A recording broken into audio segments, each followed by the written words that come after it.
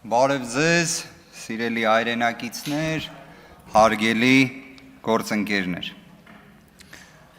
Իսկապես կարող եմ մեկ հանգամանք ընդգծել, քանի որ բացահայտվել է նաև, որ պետք է իմ թեկնածությունը որպես ազգային ժողովի նախագահի տեղակալի ևս քննարկվի, վստահաբար ներկա կլինեմ բոլոր ելույթների ընթացքում, դրանք ինձ լինեն դուրեկան, լինեն տհաճ, քավլիցի։ Ինչի համար եմ դա ասում, ոչ թե որպես սուբյեկտիվ պատկերացում, այլ որպես ազգային ժողովի, որպես ինստիտուտի նկատմամբ վերաբերմունքի ընդգծում։ Հետաքրքիր հանգամանք է, չէ՞, մենք խորհրդարանական կառավարման համակարգը որպես մոդել որդեգրած երկիր ենք, եւ այդ իմաստով այս ամբիոնը, այս նիստերի դահլիճը ամենամեծ պատասխանատվությունը պետք է կրի։ Անկեղծորեն եմ ասում, վերջին 4 տարիներին ես այդ աստիճան ուշադրությամբ չեմ հետևել ազգային ժողովի աշխատանքներին, ինչպես վերջին օրերին։ Երևի թե նկատած կլինեք, Ուժեղ Հայաստան խմբակցությունը բոլոր ելույթների ընթացքում ներկա է ազգային ժողովի նիստերի դահլիճում։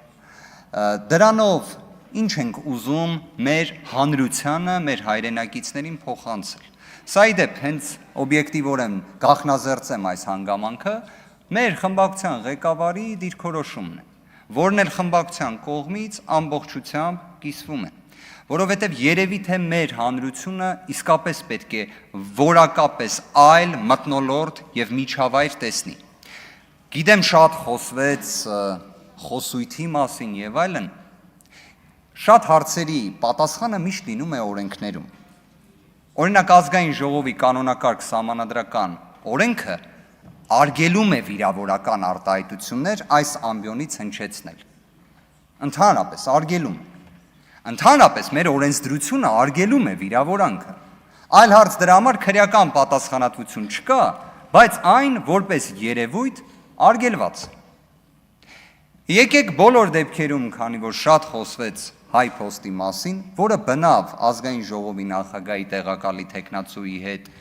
դասական իմաստով այս ընտրության առնչություն չունի, բայց հանրային դիսկուրսում գտնվող հարց է։ Եկեք հարցը այսպես ձևակերպենք. արդյոք պետությունը լավ կառավարիչ է, թե ոչ։ Արդյոք պետական պաշտոնյաները մասնավոր ոլորտին վերաբերող ծառայությունների տեսանկյունից լավ կառավարիչ են, թե ոչ։ Միջազգային փորձը օրինակ այս հարցին ուղիղ պատասխան է տվել, որ ոչ, լավ կառավարիչ չէ։ Ավելին, միջազգային փորձը ասում է, որ այդ ամենից իրապես կոմունիզմի կամ կարմիր գույնի մշակույթի հոտն է գալիս։ Հիմա ոնց է ստացվում, որ Հայաստանի Հանրապետությունը սրընթաց այդ ուղղությամբ է գնում։ Կամ կառավարիչներ են նշանակվում պետության կողմից, կամ պետությունը փայատեր է դառնում հիմնարկներում։ Այս մոդելը որտեղից է վերցվել, օրինակ ասում են, չէ, միջազգային լավագույն փորձն, international best practice, հա։ Այդ որտեղից է գալիս, օրինակ մի հատ կասեք ինձ եվրոպական ժամանակակից մի երկիր, օրինակ Շվեդիան, որը ամեն կերպ ուզում է մասնավոր ընկերություններում փայաբաժին ունենա։ Ոնց որ չի լինում, չէ, բա ինչի է Հայաստանի Հանրապետությունը սրընթաց այդ ուղով գնում։ Կարծես թե պատգամավորներից մեկը մի դիրքորոշում ներկայացրեց, ասեց, բա հայ փոստը ի վերջո պետության սեփականությունն է, հետևաբար ծառայությունները պետք է լինեն շատ լավը, հետևաբար վարձատրությունն էլ պետք է լինի շատ բարձր։ Այս ֆորմուլան շատ հետաքրքիր է, իրականությանն էլ մոտ ի դեպ։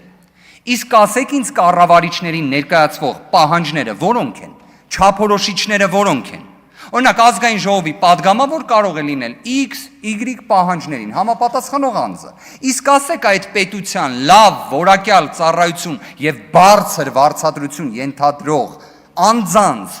նշանակման չափանիշը որն է։ Եթե անկեղծ լինենք հարգելի գործընկերներ մեր հայրենակիցների հետ, դուք այլևս վերջին տարիներին բացահայտել եք դրա չափանիշը։ Դա մեկն է, քաղաքացիական պայմանագրի անդամ լինելը կամ փոխկապակցված լինելը։ Ես հասկանում եմ ձեր գործընկերն է, բայց խնդրում եմ ասեք,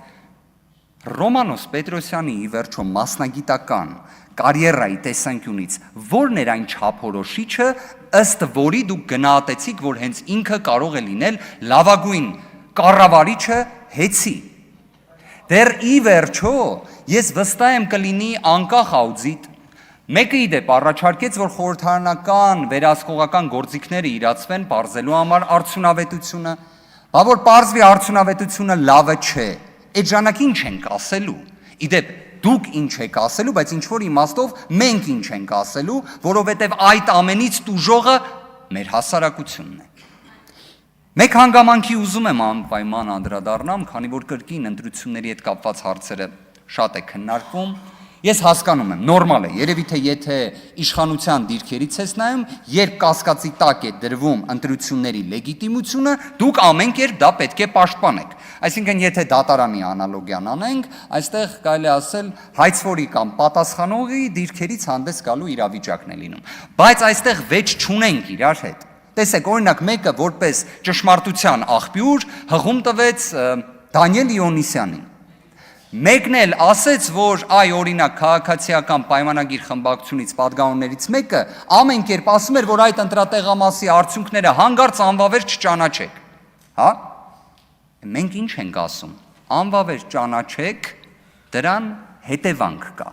այն է ըստ ընտրական օրենսգրքի վերաքվյարկություն, բայց օրենսգրքի պահանջը չկատարվեց, գիտեք ինչի չկատարվեց, որովհետև նախկինում քաղաքացիական պայմանագիր կուսակցության հիմնադիր անդամ պարոն Վահագն Հովակիմյանը գտավ, որ դա պետք է չանել։ Իդեպ օրենսգրքով սևը սպիտակի գրված, վարչական դատարանի օրինական ուժի մեջ մտած վճռով գրված, այդ ամենը պարոն Վահագն Հովակիմյանը գտավ, որ պետք է չարվի։ Նայեք, անվավեր չէր ճանաչվում,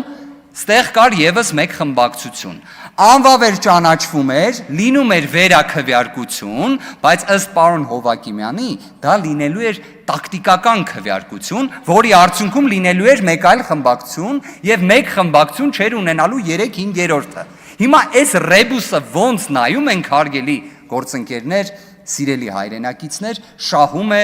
մեկ ուժ, եւ այդ մեկ ուժը քաղաքացիական պայմանագիրն է։ Պարոն Կոնջորյանը իր ելույթում հղում տվեց Սահմանադրական դատարանի 1708 որոշմանը, լավ էր, որ դրան հղում տվեց, այդ որոշումը ընդունվել է ընդդիմադիր խմբակցության դիմումի հիման վրա,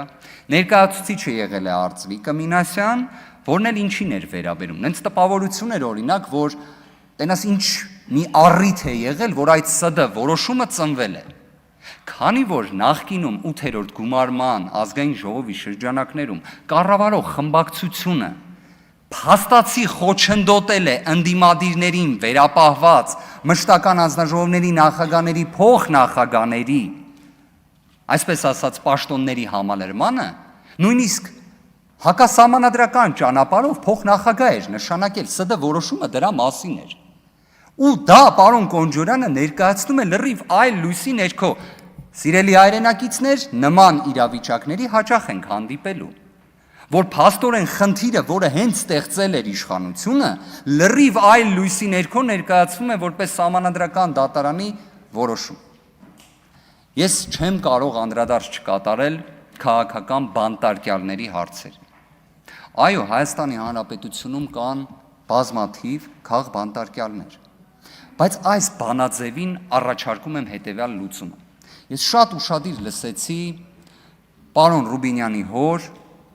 կալանքի վերաբերյալ հանգամանք։ Գրեթե համոզված եմ, որ այդ կալանքի, թույլ տվեք պնդումն էլ կատարեմ, ապօրինի կալանքի որոշումը կայացրել է մնացական Մարտիրոսյանը։ Պարոն Վարդիվյան, հարցրեցի, ասաց անունը չեմ հիշում, բայց կին էր։ Մնացական Մարտիրոսյանը ոնց որ թե կին չի։ Իդեպ, պարոն Ռուբինյան, ես եկեք ամեն դեպքում իմ վարկածը շարունակեմ, քանի որ այստեղ նստած է պարոն Միքայելյանը, ում վերաբերյալ հաստատ մնացական Մարտիրոսյանը որոշում է կայացրել, վճիռել է կայացրել, որն էլ ի վերջո համարվել է իրավունքի խախտում, դա էլ արձանագրենք։ Մնացական Մարտիրոսյանը, սիրելի հայրենակիցներ, 2018 թվականից հետո ամենից բարձր պաշտոններն է զբաղեցնում դատական համակարգում, ամենից շատ կալանքի որոշումներն է կայացնում Հայաստանում։ եւ դուք դրա հետ համերաշխ եք։ Պարոն Ռուբինյան, այստեղ ոչ թե ուզում եմ որևէ կերպ անձնավորեմ, բայց բանաձևը 30 վայրկյանում ընդգծեմ։ Երբ անձը ունենում է հանրային հեղինակություն, իսկ ձեր հայրը զբաղեցրել է ազգային ժողովի նախագահի տեղակալի պաշտոնը, նախկինում երբևէ արատավորված չի եղել։ Դատարանները այդ դեպքերում պետք է կալանք չկիրառեն։ Իսկ դուք գիտեք վերջին տարիներին այս չափանիշներին բավարարող քանի անձանց են կալանավորել։ Հարյուրավոր, հիմա էլ կան կալանավորված։